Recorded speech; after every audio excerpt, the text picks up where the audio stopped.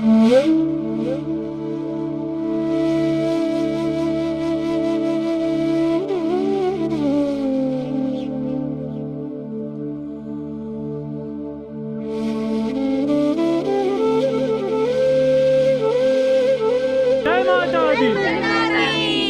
तो 72 साल की उम्र है, 72।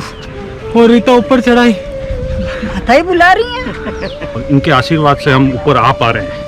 बाकी इनका आशीर्वाद ना हो और इनका हाथ ना हो तो हम ऊपर हम सेवा करने का हमारा कोई सौभाग्य प्राप्त नहीं हो सकता है। तो एक दिन उसी नीम के पेड़ में से माता जी प्रकट हुए पेड़ को। पहले ये थे 2 महीना, ये 3 दिन है। बड़ा ये है छोटा खिमत माता और तीसरे नंबर है ब्राह्मण माता जी। प्रकृति के मूल में शक्ति है और इसी शक्ति से प्रकृति का उद्गम हुआ है। प्रकृति और शक्ति दोनों एक ही रूप हैं और शक्ति को जागृत करने का उत्सव है नवरात्रि।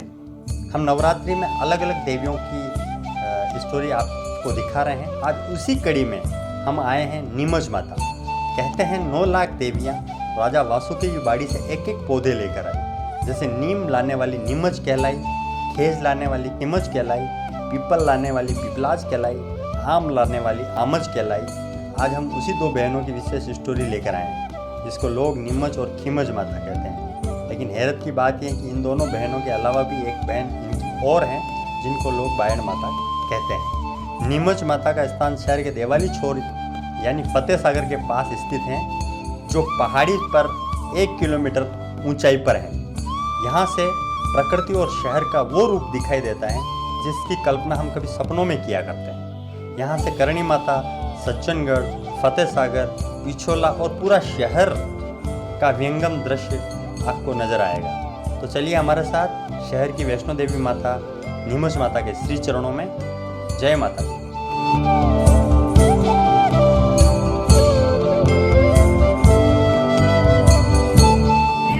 माता की जय, अम्बे माता की जय, साचे दरबार की जय, साचे आनंद की जय।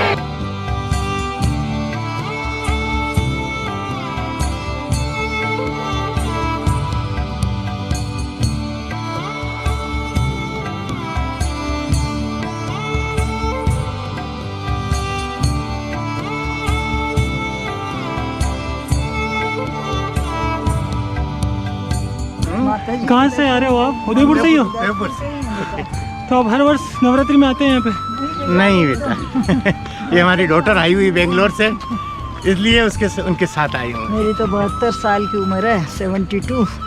और रीता ऊपर चढ़ाई माता ही बुला रही है। कोई जमाना था मैं एथलीट थी तो दौड़ करके चढ़ जाती थी ऊपर।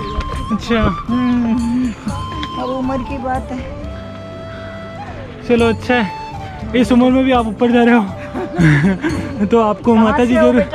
मैं ये उदयपुर से ही हूँ। कौन से इसमें? मैं द उदयपुर अपडेट्स चैनल है अपना। ये यहाँ बीएड यहाँ से किया था। अच्छा, विद्या भवन और मिराकल्स कॉलेज से इसने ग्रेजुएशन किया। तो ये तो मैं तो एथलीट रही हूँ बेटा, यूनिवर्सिटी एथलीट रही हूँ। अच्छा, ठीक है आंटी। भगवान बहुत सालों बाद इच्छा हुई है, बेटी आई थी कि चलो दर्शन कराऊं।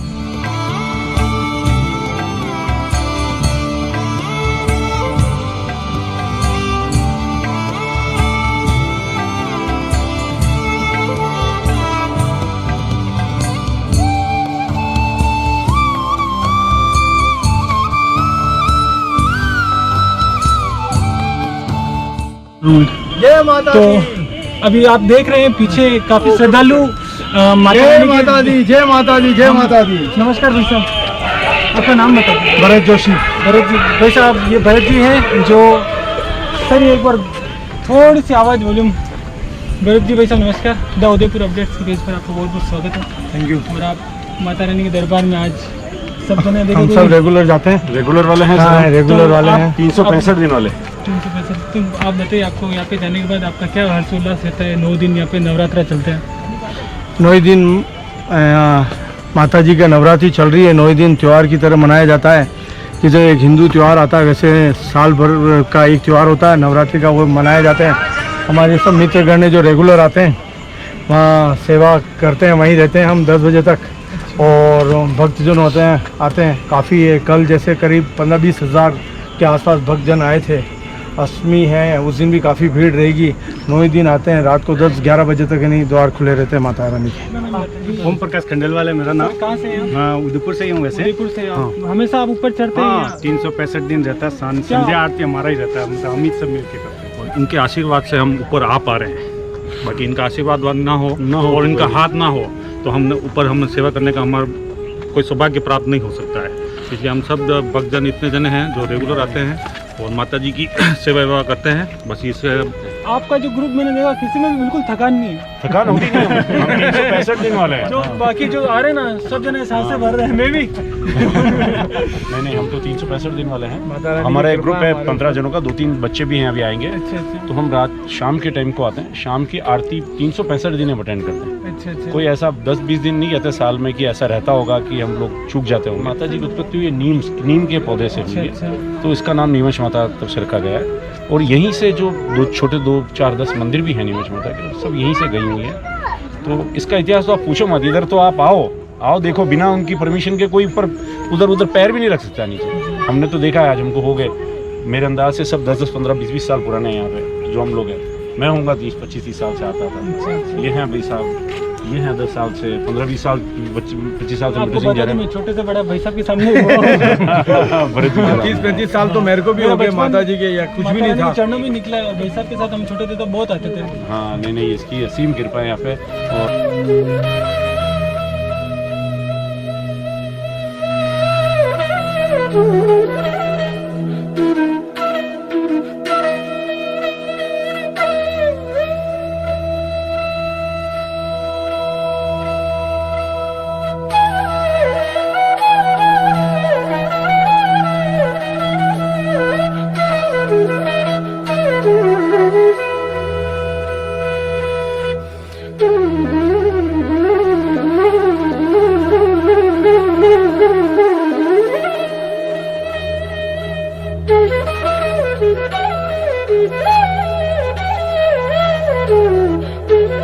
नमस्कार, द उदयपुर अपडेट चैनल आज आपके लेके आए कुछ विशेष स्टोरी।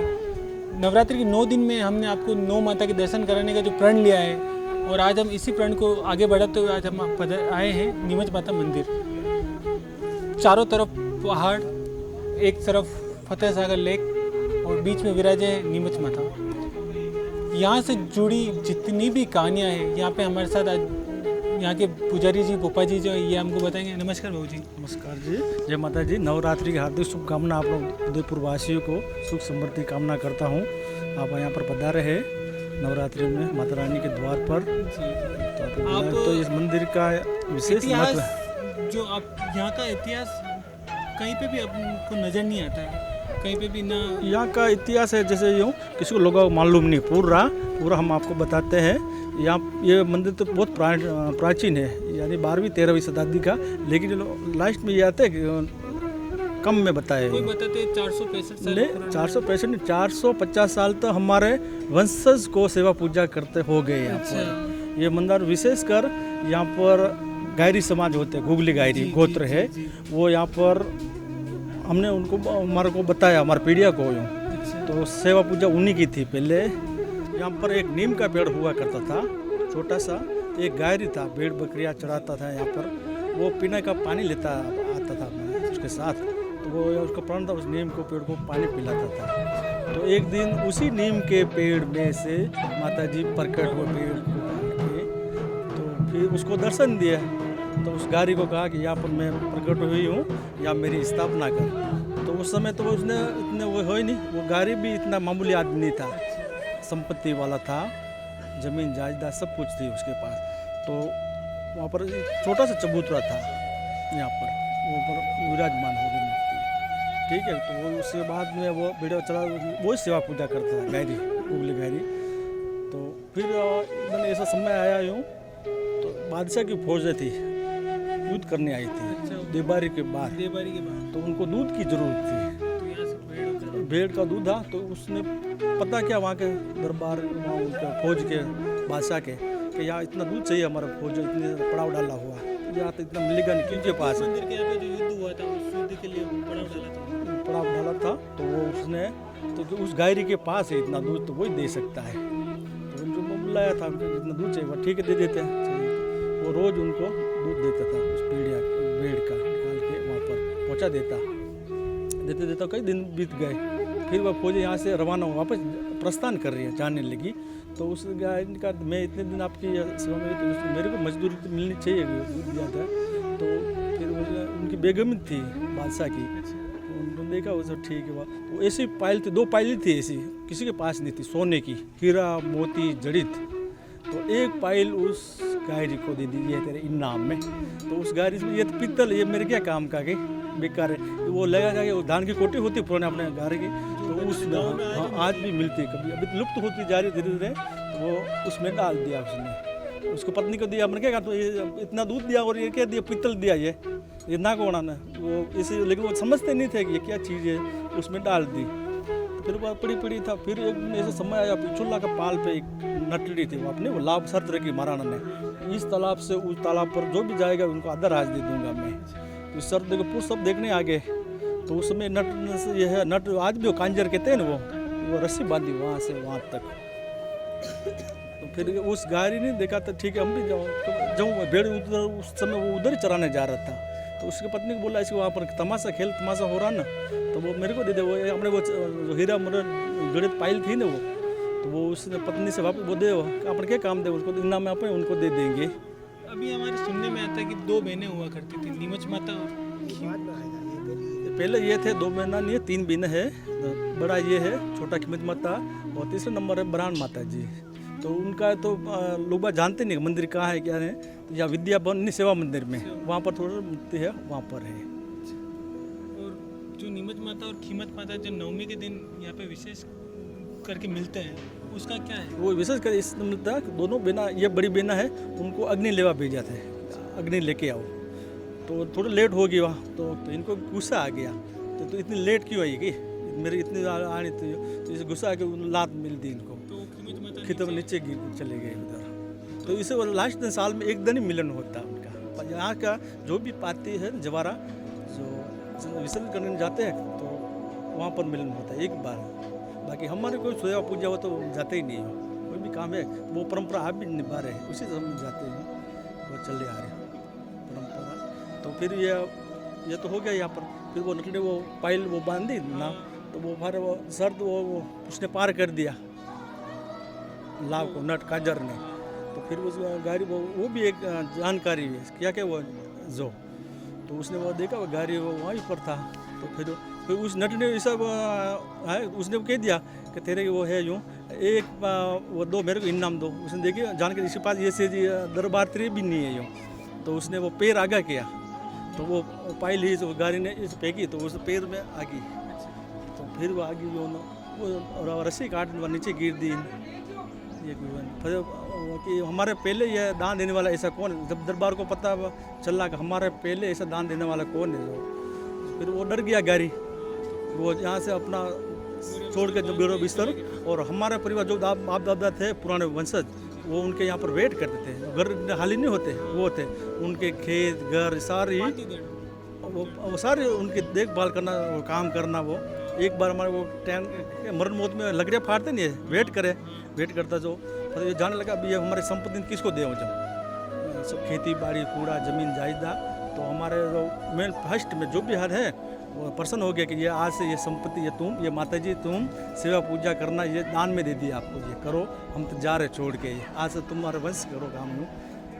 करते करते फिर ये तो कच्चा मंदिर था यहाँ पर, छोटा चबूतरा, बाकी ये घाटी में है, छोटे छोटे झोंपड़े थे यहाँ पर, आधे बंगरे पे गाड़ी निवास करते, बाकी वो कार्य सिकलवास में रहते थे।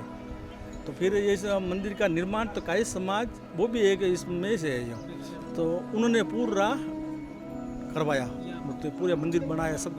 मैं भी जब छोटा था तब यहाँ पे दिवाली स्कूल पढ़ता था, तब हम ऊपर आते थे, तो यहाँ पर चढ़ने का रास्ता व्यवस्थित नहीं हुआ करता, व्यवस्थित नहीं, कच्चा रास्ता, पगडंडी थी यहाँ पर, पगडंडी थी। जब यहाँ पे वो निर्माण कार्य चालू हुआ था तब वो कट्टे लेके ऊपर चढ़ते थे। रेती में तो हमारा पुरखा रेती या पत्थर सार या यहाँ का मैं फोटो लाया नहीं, या बता दो इतनी चट्टानी थी, वो काम कैसे करते थे, वो पुराना प्रोग्राम है।